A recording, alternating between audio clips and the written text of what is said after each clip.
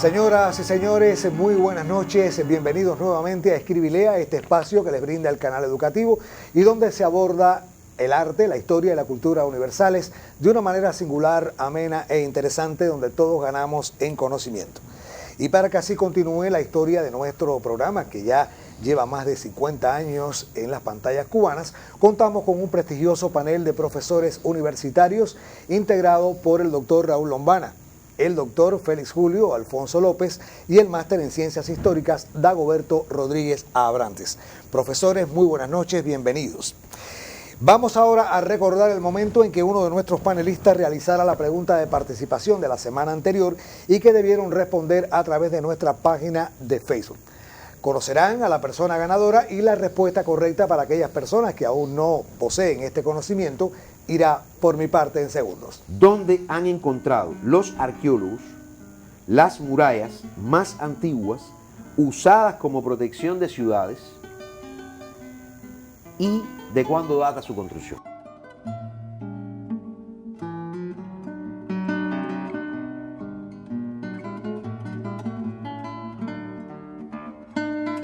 Bueno, justamente a las murallas a que hacía referencia el profesor Lombana es a las que se encontraban en la ciudad de Jericó, en el Valle del Jordán, actual Palestina, y que fueron construidas alrededor del año 8000 antes de nuestra era.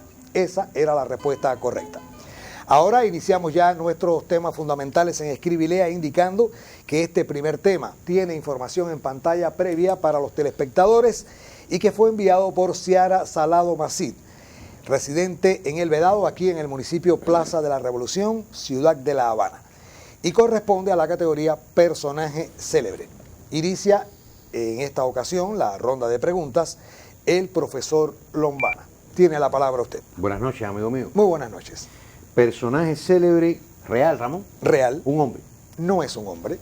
Empezamos muy bien. Mujer célebre. Una mujer célebre. Esta mujer célebre alcanza esa condición en el ámbito de la cultura. En el ámbito de la cultura general, grande. En su sentido más amplio. Exacto. No en el sentido estrecho del arte y la literatura. Así es. O sea, trasciende ese ámbito. Exacto. Se dedica a otro tipo de actividad que podemos considerar cultural. Así es, así es. Esa actividad cultural puede ser científica o atlética. Una de ellas. Atlética. No. Es científica entonces. Vamos a ubicarla geográficamente. Esta mujer es de nuestra era. De nuestra era. De algún momento posterior a la antigua. También. Posterior también a la Edad Media. Sí. Posterior a 1789. Correcto. De los siglos XIX, XX o XXI. De uno de esos siglos que usted acaba de mencionar, aunque hay que reconocer que nace en un siglo, muere en el otro, pero su actividad no... Siglo XX, Ramón. Siglo XX. Siglo XX. Siglo XX americano. Americano. De la América Latina. Sí. De la América insular. Correcto. De Cuba. Es de cubana. Y alcanza su celebridad, digamos, en la primera mitad del siglo XX. En la primera mitad del siglo XX tiene actividad, pero realmente corresponde a la segunda, su mayor... A la segunda mitad. Exacto. Ya. Esta mujer llega a la revolución. Sí. Se incorpora al proceso revolucionario. ¿Cómo no? Es de las ciencias exactas. No. No es de las ciencias exactas. Yo interpreto que no es ni matemática ni física. No, no lo es. ¿Ya? Pero, por ejemplo, está el tema de las ciencias sociales y las ciencias naturales. Ah, bueno, ¿Ya? eso es otra cosa. Porque ahí hay una frontera y ya la descartamos, pero por ejemplo la física, hay quien plantea que es ciencia natural, no, que es el puente entre una y otra. Yo diría que la geografía es el puente entre la ciencia social y las naturales, por ejemplo, para mí, en mi concepción de la... Ajá. Pero está claro que se mueve dentro de las ciencias sociales o las ciencias naturales. En una de ellas. En una de ellas. Las ciencias naturales. Naturales. Ella tiene una profesión concreta. Sí. En caso de que se trate de una célebre especialista en cuestiones de biotecnología, por ejemplo, es una persona, por ejemplo, formada en biología, en medicina, en química y a partir de ahí hiperespecializada. Pero está claro que tiene una formación de base. Ella tiene una formación de base. Como científica de una de las especialidades de las ciencias naturales. Y también tiene además otra formación. Otra que es hiperespecializada ya para dedicarse a cosas más específicas, que es donde están sus aportes. Sí. Puedo excluir las ciencias sociales. Sí, sí. No es ni una historiadora, ni una pedagoga. Bueno, pedagogo, si uno es científico, en la revolución es difícil que no tenga un poco de actividad pedagógica. Pero quiero decir como formación. La tiene. Su formación es también una pedagoga. también, pero lo que destaca es su formación en una ciencia. Y luego después enseña esa ciencia. No, es pedagoga y después deriva a las profundidades de esa ciencia. Estudió pedagogía, se graduó de pedagogía. Exacto. Y entonces después derivó en investigadora, en una ciencia específica. Exacto. Que no estudió originalmente. No. Pero se dedica a ella. Exacto. O sea, es una educadora científica. Ajá. Usted dirá, ¿por qué la insistencia del profesor en eso? Es que mi pregunta básica ahora, la que venía, ya no se la voy a hacer, es si esta mujer era o bióloga o doctora, o médica, de una de estas especialidades. Su actividad después tiene que ver con el mundo de la biología, concretamente. No. No. No es con la biología. Pero tiene que ver con una ciencia de la naturaleza. Exacto. Pudiera estar en el ámbito de la geografía. De la geografía. Es una geógrafa. Sí. Es una de las grandes geógrafas cubanas. Ajá. Sara Isalgué. Sara Isalgué. Que después que se casa con el doctor Salvador Masip, firmaba como Sara Isalgué de Masip. De Masip.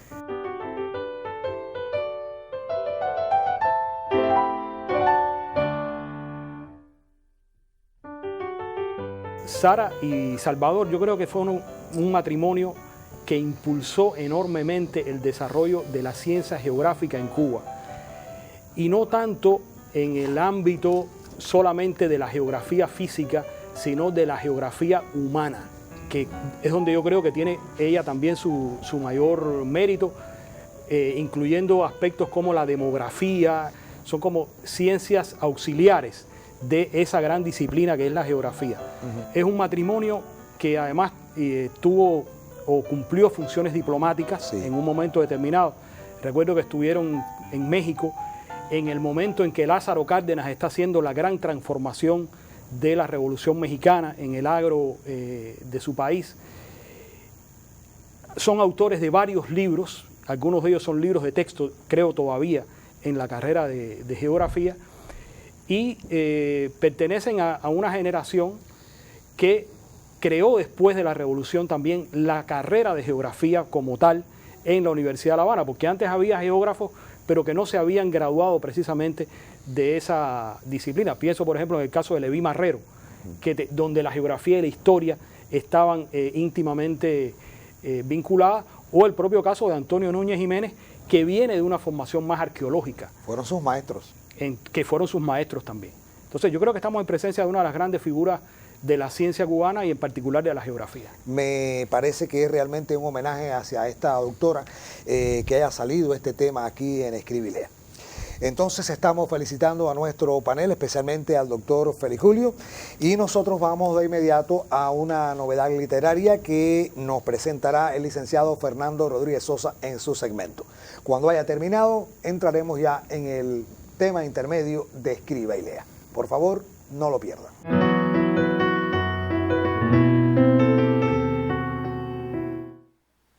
Buenas noches. Con el libro que esta noche les comento, dirigido a los jóvenes, su autor presenta a los lectores su primera novela. Me refiero al volumen titulado Abuela no miente, de José Raúl Fraguela, que se publica por la editorial Oriente del Instituto Cubano del Libro en la colección Ala y Espuela, acompañada de las ilustraciones de Roberto Martínez García Rómez. Una obra que cuenta una historia inteligentemente pensada y creada, que revela la relación de un nieto con su abuela. A través de una amena prosa, este relato, con un evidente matiz autobiográfico, entremezcla imaginación, fantasía y recrea sentimientos, actitudes, valores. José Raúl Fraguela, ingeniero agrónomo de profesión, quien nace en Pinar del Río en 1961, es poeta, narrador, editor, profesor. Es autor de una obra dirigida tanto a niños y jóvenes como al lector adulto. En su bibliografía aparecen, entre otros títulos, Espiral del Tiempo, que recibe primer premio en el concurso José Álvarez Baragaño 2000. De mi patio al monte, galardonado con mención en el premio La Edad de Oro y primera mención en el concurso Hermanos Loinás 2002, La Elefanta Glotona y El Arroyo y otros cuentos. Los invito a leer, a disfrutar Abuela no miente.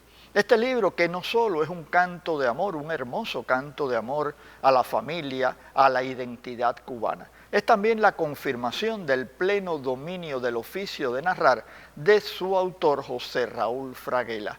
Los invito a leer Abuela no miente, este libro que publica la editorial Oriente del Instituto Cubano del Libro, de la autoría de José Raúl Fraguela, un libro que enriquece el catálogo editorial cubano, dedicado a quienes, en palabras de José Martí, son la esperanza del mundo, son los que saben querer. Gracias por acompañarme y nos vemos en un próximo encuentro.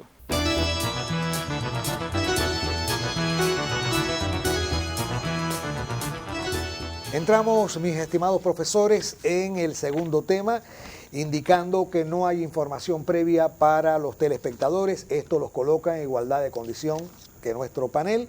Y es un tema remitido por Isabel Fuentes Díaz, residente en el reparto palatino, en el municipio Cerro, aquí en La Habana. Una obra de arte. Profesor Félix Julio, inicia usted la ronda. Esta obra de arte es de nuestra era. De nuestra era. De algún momento posterior a la edad antigua. Correcto. A la Edad Media. También. A la Revolución Francesa. No, profesor, no es posterior a la Revolución Francesa. Entonces es una obra entre los siglos XV y XVIII. Exacto. Una obra, Ramón, euroasiática. Euroasiática. Europea, Ramón. Muy bien. De la Europa continental. Ajá. Algún país con costa. Tiene costas. Costa, Ramón, al Mediterráneo. Al Mediterráneo. Podría ser un país peninsular. Peninsular. España o Italia. Uno de ellos. Italia. Italia. De las artes pictóricas. No. Pintura o escultura. No. No. No. Puedo incluir ahí todas las representaciones de arte plástica. Puede. O sea, ahí se nos está yendo Renacimiento y Barroco italiano, ¿no? Sí, sí. Manifestaciones artísticas, la música. La música. Es una obra de arte musical. Musical. ¿Conocida, Ramón? Muy conocida. A ver, en la música italiana, no con la misma precisión que las artes plásticas, pero tenemos también escuelas, o no sé si es correcto llamarle escuela, no sé qué dicen los musicólogos, pero sí está claro que hay un núcleo romano, un núcleo de Venecia, un núcleo napolitano, ¿no? Ajá, muy sí. enfático, en Milán, o sea, no aquello quizás como una propia escuela fiorentina, o pero sí hay núcleos muy concretos, ¿no? Que no todos están en Roma en esa etapa. Depende, porque aquí tenemos, y en eso sí hay un denominador común, el tránsito, dígame si estoy bien ubicado, usted dice entre 15 y 18. 18. Aquí estamos transitando, aquí está una parte del Renacimiento y el inicio, el tránsito del Barroco e incluso el Barroco tardío. Ajá. Yo debo pensar incluso el Barroco hasta bien adentrado el Barroco, Ajá. incluyendo todo el Barroco. Sí, sí. El Ajá. 16 lo puedo excluir Lo puede excluir. y quedarme con el 17 y el 18. Ajá.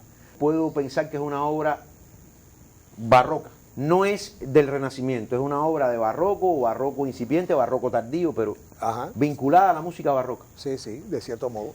Bueno, Ramón, y usted dice que la obra es muy conocida. Es muy conocida. Ahí está Monteverdi, está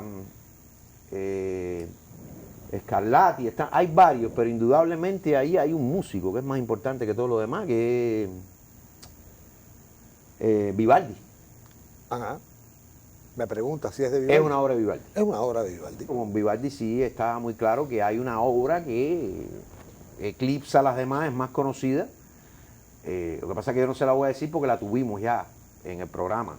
Pero yo no recuerdo ahora si nos salieron las 4 estaciones de Vivaldi o si tuvimos una estación específica de Vivaldi. Arriésguese. Me voy a arriesgar, consejo suyo. Le voy a preguntar si son las estaciones de Vivaldi o si es una de las 4 estaciones. Bueno, usted va a escoger una. Es la obra completa. La obra las completa. estaciones de La Vivaldi. obra completa. Las 4 estaciones de Vivaldi.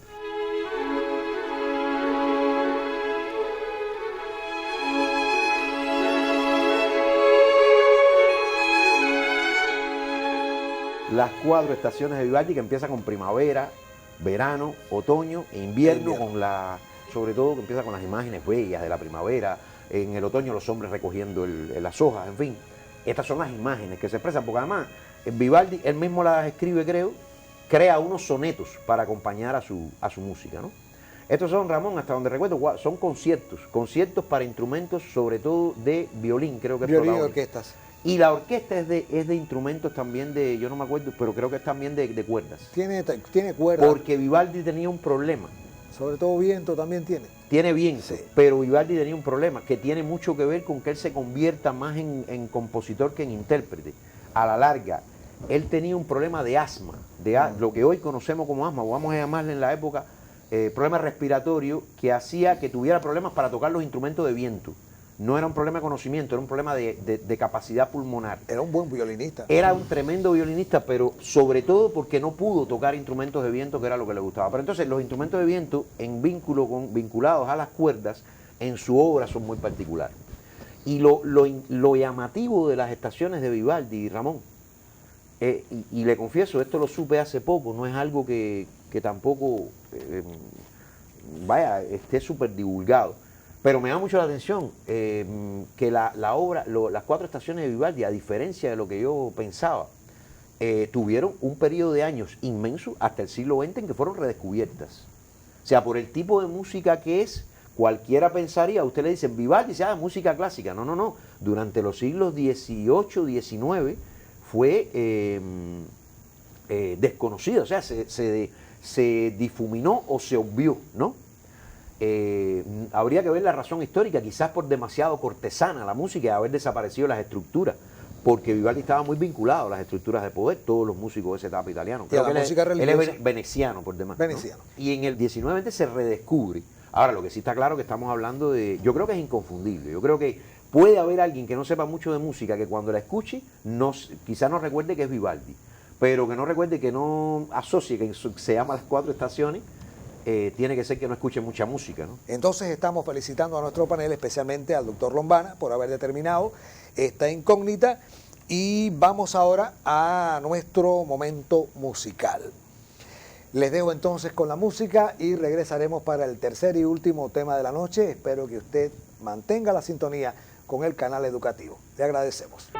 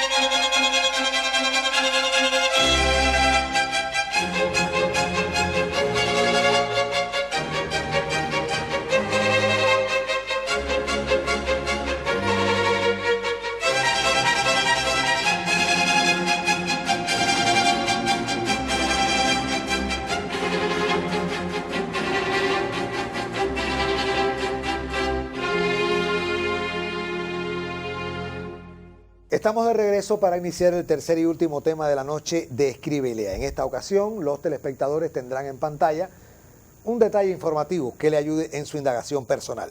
Ha sido enviado el tema por Josefina Hernández Prieto, residente en la ciudad de Holguín.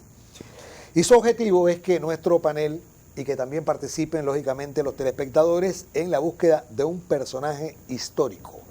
Profesor Dagoberto, tiene usted la posibilidad de iniciar la ronda. Gracias, Ramón. Personaje histórico de nuestra era. Sí. Algún momento posterior a la antigua. Correcto. Posterior también a la Edad Media. Así es. Posterior a la Revolución Francesa. Ajá. Un personaje de los siglos XIX, XX o XXI. De un siglo. Siglo XIX. Siglo XIX. Americano. Americano. De la América Latina. No es de la América caramba. Latina. De la América del Norte. Bueno, lo que sería América anglosajona. Desde Canadá hasta, incluyendo, o sea, hasta el río Bravo. Arriba, Bravo, sí. Bueno, es un personaje norteamericano Sí. y nos sale como personaje histórico. Personaje histórico. Por tanto, de ahí interpreto que está vinculado a alguno de los grandes procesos que tienen lugar en Estados Unidos en el siglo XIX. Lógico. ¿Tiene que ver con la guerra de secesión? No. No. Hay un vínculo quizás, pero no, este personaje no tiene. No es alguien que haya peleado literalmente o participado políticamente en la guerra de No, secesión. Ok. no lo es. No es netamente un político. No es netamente un político. Es decir, ahí no estaríamos buscando ni uno de los presidentes de Estados Unidos, vicepresidentes, que incluso varios de ellos dieron nombre a doctrinas políticas Ajá. en el propio siglo XIX norteamericano. Este no es el caso. No es el caso. Es un hombre. Un hombre. ¿Y es un hombre blanco? No. No es un hombre. Ah, ya. Esa era la pregunta clave. Y ahí se la voy a dejar a mi amigo Dagoberto. Exacto. Sí. Entonces es un hombre de las tribus originarias Exacto. norteamericanas. Sí. Es un líder de una de esas tribus. Ajá. Tiene que ver con la resistencia de esas tribus originarias ante la expansión del hombre blanco. Tiene que ver. Ese es el siglo De la expansión. del etnocidio de toda una raza, de la raza aborigen norteamericana. Y ahí hay muchos nombres, realmente, muchos nombres. Yo le voy a decir 2 o 3 y si no mis compañeros pueden seguir. Toro Sentado, Caballo Loco o Jerónimo. Uno de ellos. Bueno, Toro Sentado salió ya. Podemos excluirlo. Exclúyalo. Caballo Loco. Caballo Loco.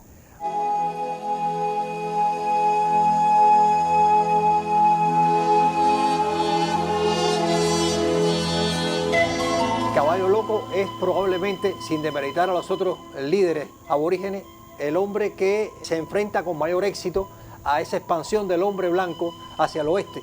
Es el hombre que vence a Custer en una batalla importante. Es el hombre que después logra agrupar a toda una serie de tribus aborígenes para luchar contra el hombre blanco, pero la superioridad es muy significativa y finalmente tiene que acceder a una paz y es llevado a una reservación y allí es asesinado de manera ominosa. Pero evidentemente Caballo Loco es probablemente la gran figura de la oposición a esa expansión del hombre blanco durante todo el siglo XIX, pero que termina sobre todo alrededor del año 1890, cuando ya se ha colonizado todo el territorio norteamericano y prácticamente esta población aborígene, que de 5 millones más o menos, que era al principio de la colonización, va a haber solamente menos de 500.000 hasta 1900. Es decir, han sido exterminados a pesar de la resistencia valerosa de todos estos hombres. Gracias, profesor, por esta ampliación. Estamos felicitando a nuestro panel y a usted especialmente por haber determinado a este personaje histórico Caballo Loco. Entonces ha llegado el momento en que uno de nuestros profesores realizará una pregunta de participación que deberán responder, recuérdelo, a través de nuestra página de Facebook, Escriba y Lea Cuba, una vez que haya conocido la pregunta. En este caso le corresponde al doctor Félix Julio. Mi pregunta tiene que ver con un importante documento histórico cubano, cuya primera oración yo voy a decir, y después voy a preguntar cuál es el documento y quién es el autor del documento. La primera oración de ese documento dice: nada es tan falible y equívoco como las esperanzas humanas. ¿En qué documento? Esta es la primera oración del documento. Sí. El documento inicia con esa frase. ¿Y quién es su autor? Repita la frase, profesor. La frase dice, nada es tan falible y equívoco como las esperanzas humanas. Exacto. Bueno, pues muchas gracias, muy amable. Ya tienen ustedes la interrogante. Quien conozca la respuesta, autor y documento en que aparece, colóquela en nuestra página de Facebook, escriba y lea Cuba. La primera que llegue a nuestras manos correctamente será la ganadora, y aquellos que no tienen la respuesta y no la pueden buscar por cualquier motivo, debe esperar a la semana próxima en que Escribe y Lea le dará la respuesta correcta a través de nuestro programa. Ha sido una buena noche como cada una de las que tiene Escribe y Lea. A ustedes les deseo una buena semana, también una buena semana para el resto del equipo. Y a ustedes, mi querido telespectador, les recuerdo que el próximo miércoles, a través del canal educativo, tiene otro encuentro con el arte, la historia y la cultura universales para tratarla así, de esta manera singular, amena e interesante en que lo hacemos siempre. Yo les agradezco su mirada.